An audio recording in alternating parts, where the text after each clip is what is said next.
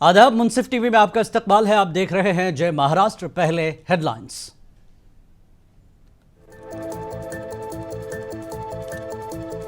Maharashtra assembly इंतखाबात के लिए उम्मीदवारों के कागजात नामजदगी दाखिल करने का था आज आखिरी दिन। कई उम्मीदवारों ने वापस लिए अपने पर्चे।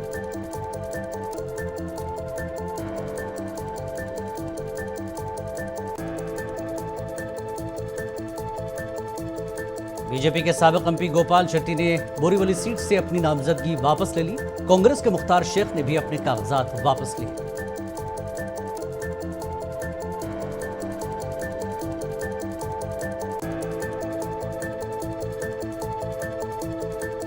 शरद पवार और उद्धव ठाकरे ने बागी उम्मीदवारों के खिलाफ कार्रवाई का दिया इंतबाह। एमवीए के कई बागी उम्मीदवार बड़े मफाद के लिए हुए दस्तबरदार।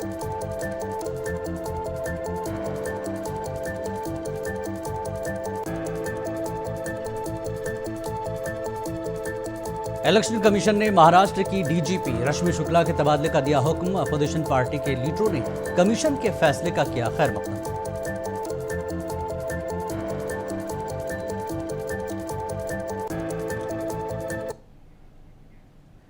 और अब खबरें तफसील से। महाराष्ट्र असेंबली इंतखाबात के लिए उम्मीदवारों के कागजात नामजदगी दाखिल करने का आज आखिरी दिन था।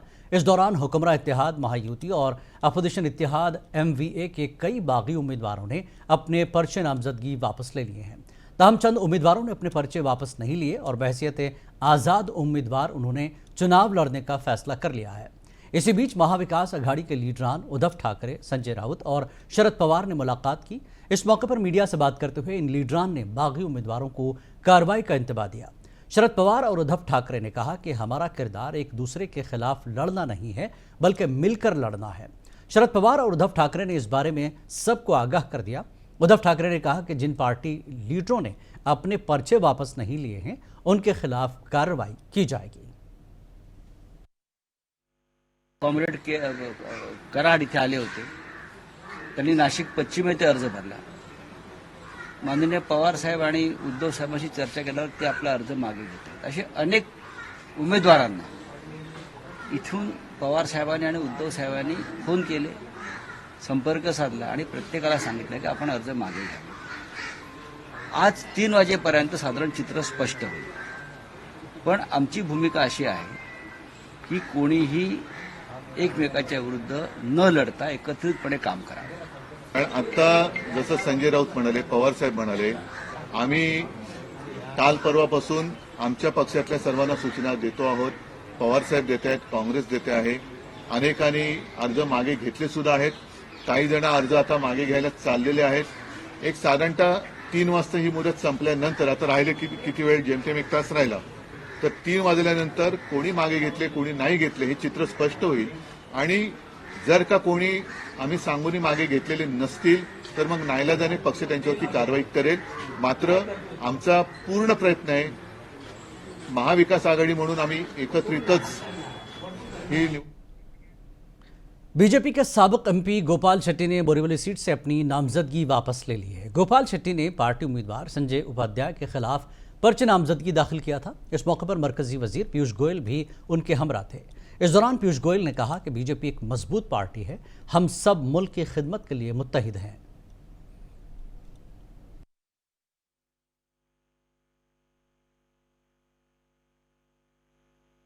दो दिन के पहले एक बात और 2 दिन के बाद में दूसरी बात करता हूँ, ऐसा नहीं। मतभेद कभी था ही नहीं। एक मुद्दे को लेकर जो भी बातें चली उसको हमने चलाया और मुझे लगता है कि सही जगह पर वो पहुंच गया है। और क्या हुआ, कैसे हुआ, ये कहने की कोई आवश्यकता नहीं। पार्टी के नेता बहुत बड़े हैं, पार्टी बहुत बड़ी है, व्यक्ति हमेशा छोटा होता है। इससे मैं आज भी छोटा अपने आप को महसूस करते हुए मैं पार्टी के लोगों से भी कहूंगा कि मेरे से अगर कोई गलती भी हुई होगी तो उसको वो क्षमा करें और हम सब लोग मिलकर जो जनमानस की भावना है उन। उधर पुणे के कस्बा असेंबली हलके से कांग्रेस के बागी लीडर मुख्तार शेख ने भी अपने कागजात नामजदगी वापस ले लिए। मुख्तार शेख ने आज़ाद उम्मीदवार के तौर पर अपना पर्चा दाखिल किया था। मुख्तार शेख ने अब एमवीए उम्मीदवार रविंद्र ढंगेलकर की हिमायत करने का फैसला किया। मुख्तार शेख ने कहा कि उन्होंने आज़ाद उम्मीदवार के तौर पर नामजदगी वापस लेने का फैसला किया है।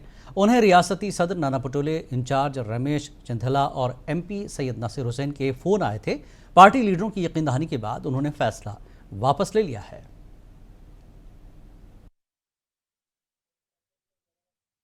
सिंधे साहब अपने कस्बा पेट के उम्मीदवार रविंद्र दंगेकर साहब यहाँ पे आए, हमारे मोहल्ले के और कस्बा मतदार संघ के मेरे साथी यहाँ पर मौजूद है।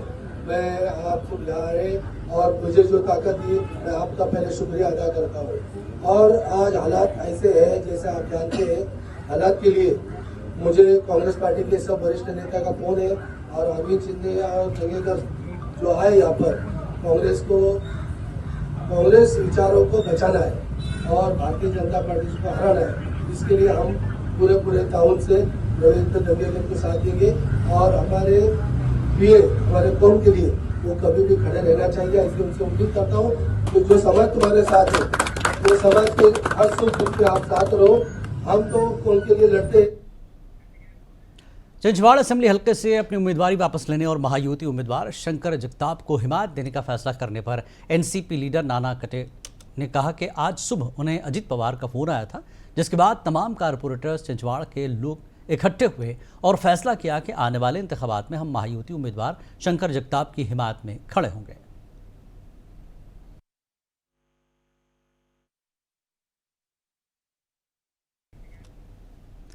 चालीसगांव हल्का असेंबली से कुल 8 उम्मीदवारों ने अपना पर्चा नामजदगी वापस लिया, जिसमें MIM के ताल्लुका सदर जो आज़ाद उम्मीदवार थे मुख्तार उर्फ मुख्तार बाबा बिस्मिल्लाह कुरैशी, कस्बा बागली के साबिक सरपंच विकास चौधरी, रूपाली अनिल पाटिल शामिल हैं। मराठा रिजर्वेशन तहरीक के रुकन दिलीप फकीर पाटिल ने अपना पर्चा वापस ले लिया।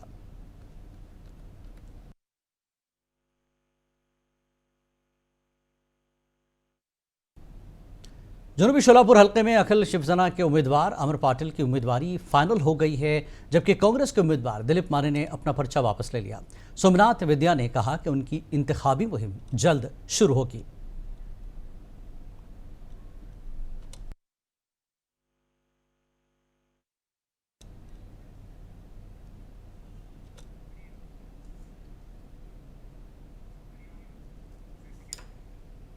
और इस पूरे मामले पर बात करते हैं। हमारे नुमाइंदे senior reporter Sajid Khan bureau chief हैं। इस वक्त आज आखिरी दिन था, क्या कुछ सियासी तौर पर ज़मीन पर देखने को मिला? साजिद खान, जिस तरह से हर पार्टी में जो बागी उम्मीदवार थे बहसीत आज़ाद उन्होंने पर्चा दाखिल किया था और आज वापसी कर ली है, तो क्या कुछ तमाम पार्टियों की सूरत हाल है आज?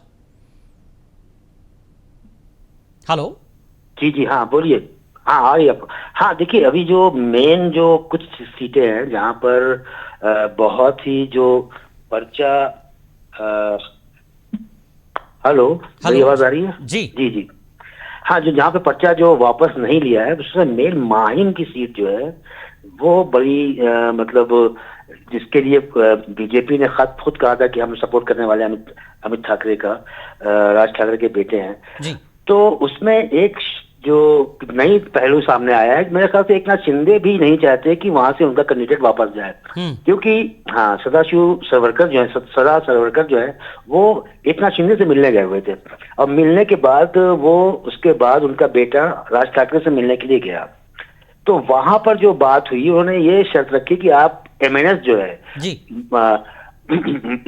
MNS के जितने भी कैंडिडेट्स महायुति के अगेंस्ट खड़े हुए हैं उन सबको अपनी जो है वो वापस लेनी होगी, तो वो माहिम की सीट वापस ले लेंगे, माहिम की से वो अपनी नामजदगी वापस ले लेंगे जी। तो मेरे ख्याल से राज ठाकरे ने बहुत ही उनसे रूट टॉक किया कि उन्होंने कहा कि भाई आपको लड़ना है लड़िए, हम इसको वापस नहीं लेंगे, मतलब हम बात नहीं करना चाहेंगे आपसे जी। तो इससे ये तय हो गया है कि माहिम में अभी त्रिकोणीय मुकाबला होगा, जिसमें UBT के महेश सावंत हैं और शिवसेना UBT के और MNS के अमित ठाकरे और बागी उम्मीदवार जो है सदा सावरकर है। तो इसका मतलब ये है कि इसमें बहुत ही मुश्किल होने वाला है अमित ठाकरे को, क्योंकि हालांकि मेहनत कर रहे हैं बहुत, नहीं हो पाएंगे। दूसरा ये हर्षवर्धन पाटिल का जो मामला है वो भी अटका हुआ है।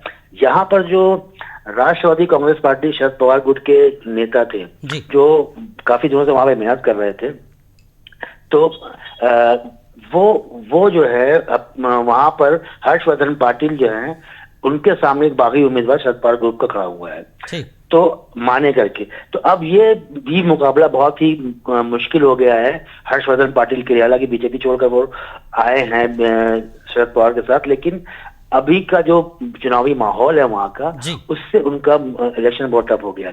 यहाँ पुणे में भी बहुत मुश्किल है महाविकास आघाड़ी के लिए। यहाँ पर 2 कैंडिडेट खड़े हुए हैं। एक यहाँ पर आबा बागुल हैं जिन्होंने कांग्रेस के, वो वहां पे एक पर्वतीय सीट से खड़े हुए हैं। दूसरा यहाँ पर कंटोनमेंट सीट पे कमल व्यवहारे हैं, वो भी कांग्रेस की हैं, वो भी अपने कांग्रेस उम्मीदवार मतलब रमेश बागवे के खिलाफ वो चुनाव मैदान में है। तो ये सीटें भी मुश्किल लग रही हैं महा विकास आघाड़ी के लिए कि कैसे नाराजगी, क्योंकि अब आज 3 बजे का जो टाइम था उसमें बहुत सारी मीटिंगें हुई, बातचीत हुई, लेकिन कोई भी रास्ता नहीं निकल पाया। जी साजिद खान, जिस तरह से हर पार्टी में बागियों का सामना है पार्टियों को, लेकिन आज हमने देखा जैसे गोपाल शेट्टी है बीजेपी के, वो वापस लेते हैं गोयल साहब की वजह से, और मुख्तार है जो कांग्रेस के, वो आज़ाद उम्मीदवार थे, बागी थे, वो वापस उन्होंने लिया। कांग्रेस और बीजेपी की तरफ से तो समझ आता है, लेकिन अगर हम एनसीपी की बात करें, 2 धड़े हैं, ठीक है, और वहीं पर कांग्रेस को एक तरह से बहुत मुश्किलों का सामना है। बागी उम्मीदवार जो है सामने खड़े हैं अपनी ही पार्टी के।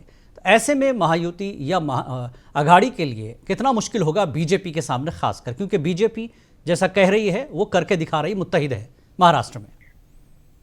देखिए महायुति बीजेपी के उम्मीदवार जो थे उसमें से बहुत सारे ऐसे हैं जो बागी हैं। बीजेपी ये उससे बड़ी नहीं सकती कि उसके जो मुकाबले में उसके खुद के बीजेपी के उम्मीदवार भी है, बहुत सारे उम्मीदवार हैं। अभी श्रीगोंडा में बीजेपी के उम्मीदवार के खिलाफ बीजेपी उम्मीदवार खड़े हुए हैं यहाँ। तो इस तरह से बीजेपी इससे बच नहीं पाएगी। देखिए महायुति और महाविकास आघाड़ी दोनों के लिए ये मुश्किल है, क्योंकि बागी उम्मीदवार दोनों पार्टी में, हालांकि बहुत सारे लोगों को ने पर्चा वापस लिया है, लेकिन एक बहुत जो है उम्मीदवारों की एक लिस्ट है जो अभी बागी हैं। तो यानी मतलब इन पार्टियों को अपनी बागी उम्मीदवारों का सामना करना पड़ेगा सबसे पहले। डेफिनेटली ये बहुत ही और ये बड़ा दिलचस्प होगा ये मुकाबला। इस बार के महाराष्ट्र इलेक्शन बहुत दिलचस्प होंगे, अपनी पार्टियों को अपने बागियों से लड़ना है इस बार। डेफिनेटली जिलानी, ये बात समझ लीजिए कि महाराष्ट्र जो पिछले इलेक्शन हुए हैं उसमें भी उम्मीदवार बागी उम्मीदवार रहे हैं, लेकिन इस बार क्या हो गया है कि इस बार दोनों ही तरफ महाविकास आघाड़ी महायुति में बहुत बड़े बड़े नेता जो हैं, क्योंकि बहुत सारे एमएलए के जो टिकट कटे हैं वो इस वक्त मैदान में है। तो जाहिर सी बात है कि उसमें महायुति को तो मुश्किल ज्यादा इसलिए नजर आ रही है क्योंकि वहां पर उनकी सरकार थी और एमएलए थे, और एमएलए अपना जिनका टिकट कटा है वो मैदान में है। जी बिल्कुल। इसलिए बीजेपी को बहुत मेहनत करनी पड़ेगी।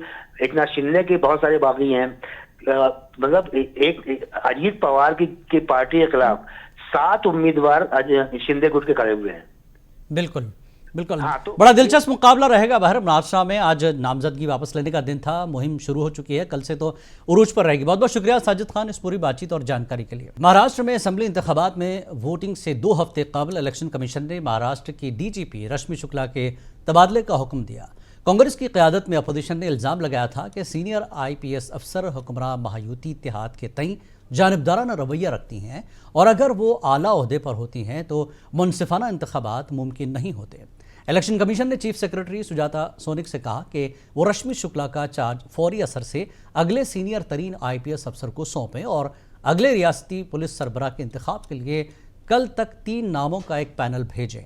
जायजा मीटिंगों और असम्बली इंतखाबात के ऐलान के दौरान chief election commissioner Rajiv Kumar ने ओहदेदारों को मुतनब्बे किया था कि वो गैर जानिबदाराना और मुनसिफाना रहें और इस बात को यकीनी बनाएं कि वो अपने फ़राइज़ की अंजामदही में गैर जानिबदाराना समझे जाएं।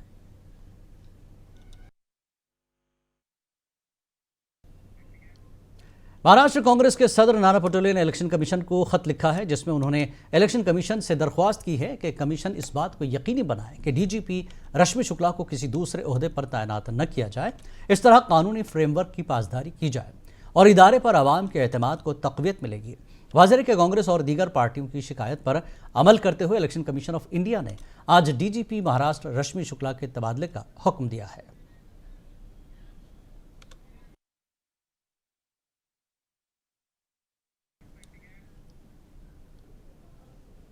कांग्रेस के राज्यसभा रुकन नासिर हुसैन मुंबई के दौरे पर हैं। इस दौरान उन्होंने इलेक्शन कमीशन की जानिब से रियासती डीजीपी रश्मि शुक्ला के तबादले के हुक्म का खैर मकदम किया। नासिर हुसैन ने यह भी कहा कि यह देर से उठाया गया कदम है, इस तरह के मामलों में फौरी कार्रवाई करने की ज़रूरत है। देर आए दुरुस्त है, इलेक्शन कमीशन ने एक्ट किया है। झारखंड में जो इन्होंने एक्ट किया था उस लाइन्स में हम लोगों ने मांग की थी। देखिए, किसी भी पुलिस ऑफिशियल को या किसी भी ब्यूरोक्रेट को प्रो गवर्नमेंट नहीं होना चाहिए, किसी प्रो पार्टी नहीं होना चाहिए। उनको इंडिपेंडेंटली इम्पार्शियली काम करना चाहिए। ये मांग सिर्फ हमारी नहीं, सबको पता था, ओपनली पता था क्या हो रहा है, लेकिन ये देर डिसीजन लेने की वजह से मुझे लगता है कि काफी डैमेज उन्होंने किया है। इस तरीके के जो मांगे अपोजिशन पार्टीज की तरफ से खासकर जब होते हैं तो ये इलेक्शन कमीशन को पूरी कोशिश करना चाहिए कि उसके ऊपर एक्शन ले, ताकि जो है लेवल प्लेइंग फील्ड रहे। शिवसेना यूबीटी के लीडर आनंद दुबे ने भी रश्मि शुक्ला को डीजीपी के ओहदे से हटाने पर अपना रद्दमल जाहिर किया। उन्होंने इल्जाम लगाया कि इलेक्शन कमीशन ने यह फैसला लेने में काफी ताखीर की है। उन्होंने कहा कि इलेक्शन कमीशन को गैर जानिबदार होना चाहिए। पानी बह गया तब आपने सबक ली है। हम पहले दिन से कह रहे हैं कि चुनाव आयोग को निष्पक्ष होना चाहिए, चुनाव आयोग को टीएन सेशन जैसा कामकाज करना चाहिए और एक मैसेज देना चाहिए समाज को कि चुनाव आयोग निष्पक्ष होता है। लेकिन हर चीज के लिए अगर चिट्ठी लिखनी पड़े, हर चीज के लिए विपक्ष होने के नाते हमें दबाव बनाना पड़े, तब जाकर आप अगर कोई चीज सुनेंगे, ये भी अच्छी बात नहीं है। फिर भी अगर आपने ऐन चुनाव के वक्त उनको हटाया है तो भी हम आपका धन्यवाद तो करते हैं, लेकिन अगर हम कुछ चीज कहते हैं तो उसके पीछे कोई कारण होता है। विपक्ष भी उतना। मुंबई बीजेपी के सरबराह आशीष शेलर ने डीजीपी रश्मि शुक्ला को हटाए जाने पर कहा कि कांग्रेस की तरफ से किसी भी खातून ओहदेदार को इस तरह निशाना बनाना दुरुस्त नहीं है। उन्होंने कहा कि कांग्रेस को इलेक्शन कमीशन के तय दोहरा मेयार इख्तियार नहीं करना चाहिए। तरीके से टारगेट करना और टॉर्चर की तरफ लेके जाना, इस प्रकार का रवैया कांग्रेस का, ये अच्छी बात नहीं है। ये कांग्रेस के ऊपर भी कभी उल्टा हो सकता है। और दूसरी बात, अब तो ये भूमिका स्पष्ट करे महाविकास आघाड़ी के लोग कि चुनाव आयोग निष्पक्ष है कि नहीं। आज ये निर्णय रश्मि शुक्ला के ट्रांसफर का उन्होंने मांग की और हुआ, तब आज चुनाव आयोग निष्पक्ष, कल इनके मन का नहीं हुआ। शिवसेना यूबीटी की रुकने पार्लियामेंट प्रियंका चतुर्वेदी का कहना है कि महाराष्ट्र के लोगों ने देखा कि जब भी महाराष्ट्र में किसी किस्म का जुल्म हुआ है या बीजेपी के इख्तिदार में आने के बाद से मरकज की तरफ से सौतेला सलूक हुआ है, वो खामोश रहे हैं। लेकिन इस मर्तबा महाराष्ट्र के लोग अपना वोट महाविकास आघाड़ी को देंगे और हम ही हुकूमत बनाने का मौका देंगे। इंडस्ट्रीज लेकर गुजरात लेकर गई, मध्य प्रदेश लेकर गई। वही भारतीय जनता पार्टी जिसने हमारे युवाओं को बेरोजगार छोड़ा, यही भारतीय जनता पार्टी जिनके कार्यकाल में महाराष्ट्र की प्रगति और उन्नति जिस स्तर पे होनी चाहिए थी वो घटी है। और वो मैं नहीं बोल रही हूँ, नीति आयोग के आंकड़े बता रहे हैं, पीएम इकोनॉमिक एडवाइजरी बोर्ड के आंकड़े बता रहे हैं, और वो सब गुजरात में उसका असर दिख रहा है, जहां पे बढ़ोतरी हो रही है। किसानों के खिलाफ हुआ, महिलाओं के खिलाफ हुआ, मन से उस पर चुप रही। प्रजातंत्र और संविधान का गला घोटा गया, जो खुद सुप्रीम कोर्ट ने कहा है, तभी मन से चुप रही। तो महाराष्ट्र की बीजेपी लीडर प्रकाश जावड़ेकर का कहना है कि महाराष्ट्र के अवाम को मालूम है कि इंडिया इत्तेहाद के वादे झूठ का पुलिंदा है। उन्होंने कहा कि महाविकास आघाड़ी में शामिल तीनों पार्टियों ने वक्फ तरमीमी बिल पर कायम जेपीसी के जरिए हुकूमत की मुखालफत कर रही है। बिल्कुल नहीं, ये चलेगा ही नहीं, क्योंकि लोग समझ चुके कि ये सब झूठ का पुलिंदा है। और दूसरा एक मुद्दा महत्वपूर्ण है कि वक्फ के बारे में ये जो तीनों उबाठा शिवसेना जो है, जो कांग्रेस है और शरद पवार की एनसीपी, ये तीनों जेपीसी में भी प्रखरता से सरकार के बिल को विरोध करते हैं, जो सुधार लाने की कोशिश कर रहा है और वक्फ का पक्ष ले रहे हैं। और वक्फ एक ऐसी व्यवस्था है कि जो वो कहेगी वो जमीन उनकी। अगर आपको अपील। मराठा कोटा कारकुन मनोज जारंगे ने ऐलान किया कि वो महाराष्ट्र असेंबली इंतखाबात में किसी उम्मीदवार या सियासी पार्टियों की हिमायत नहीं करेंगे। उन्होंने अपने हामियों पर जोर दिया जिन्होंने कागजात नामजदगी दाखिल किए थे, वो अपनी उम्मीदवारी वापस ले लें। इससे पहले जारंगे ने बाज़ हल्कों और उम्मीदवारों की हिमायत का इशारा दिया था। ताहम उन्होंने अब कहा कि बहुत गौर फिक्र के बाद रियासत में कोई उम्मीदवार खड़ा न करने का फैसला किया है। मराठा बिरादरी खुद फैसला करेगी कि किसको हराना है और किसको मुंतखब करना है। जारंगे ने मजीद कहा कि वो हुक्मरान इत्तेहाद, महायुति, अपोजिशन इत्तेहाद, महाविकास आघाड़ी के किसी दबाव में नहीं है। सगळ्या बांधवांना सांगतो आपल्या राज्यातल्या की आपले सगळे फॉर्म अर्ज काढून घ्या कारण आपला काय खानदानी धंदा राजकारण नाहीये. समजून घ्या, आपली फसगत होईल. दातडं काढताना आपल्यावर लोक, आपली फसगत होईल. उग आपले फॉर्म काढून घ्या, सगळे अर्ज काढून घ्या. एक पण अर्ज ठेवू नका कोणीच. ही सगळ्या महाराष्ट्रातल्या बांधवांना विनंती, एकही अर्ज आपला ठेवू नका. आपले जालना शहर के जोनामुंडा कॉम्प्लेक्स के आदित्य अर्बन बैंक में चोरी की वारदात को पुलिस ने हल कर लिया है। बैंक से 12 लाख रुपए नकदी और 250 ग्राम सोना चोरी कर लिया गया था। मकामी क्राइम ब्रांच की तहकीकात के दौरान बैंक के कैशियर गोवर्धन ने इसके मशकूक रवैये की वजह से पूछगछ की गई और उसने 3 दीगर साथियों की मदद से जुर्म करने का इतराफ़ किया। तीनों मुलजमीन को पुलिस ने गिरफ्तार कर लिया और चोरी का माल बरामद किया। कल सदर बाजार पुलिस हद्दी में Aditya urban cooperative credit society, इस बैंक में ताला तोड़ के, लॉकर तोड़ के एक 11,56,000 कैश और करीब 270 ग्राम सोना ऐसे लूटने का तकरार मिला था। घटनास्थल विजिट करने पे ऐसा समझ आया कि इसमें कुछ तो आंतरिक मिलीभगत दिख रही थी, क्योंकि लॉकर पूरी तरह से टूटा नहीं था और ऐसा लग रहा था चाबी से खोला गया है। उसी दिशा में तपास करते हुए 2 से 3 घंटे के अंदर हमने गुनाह उघड़ किया।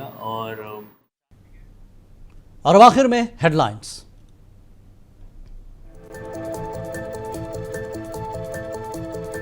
महाराष्ट्र असेंबली इंतखाबात के लिए उम्मीदवारों के कागजात नामजदगी दाखिल करने का था आज आखिरी दिन। कई उम्मीदवारों ने वापस लिए अपने पर्चे।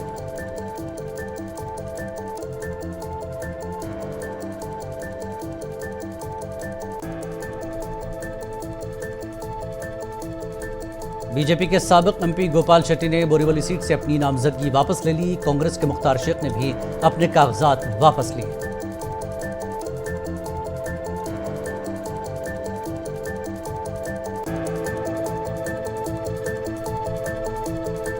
शरद पवार और उद्धव ठाकरे ने बागी उम्मीदवारों के खिलाफ कार्रवाई का दिया इंतबाह। एमवीए के कई बागी उम्मीदवार बड़े मफाद के लिए हुए दस्तबरदार।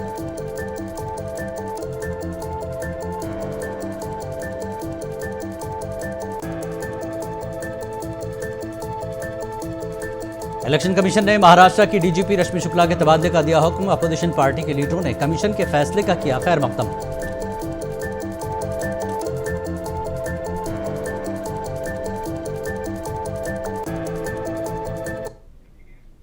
जय महाराष्ट्र में फिलहाल इतना ही। आदाब।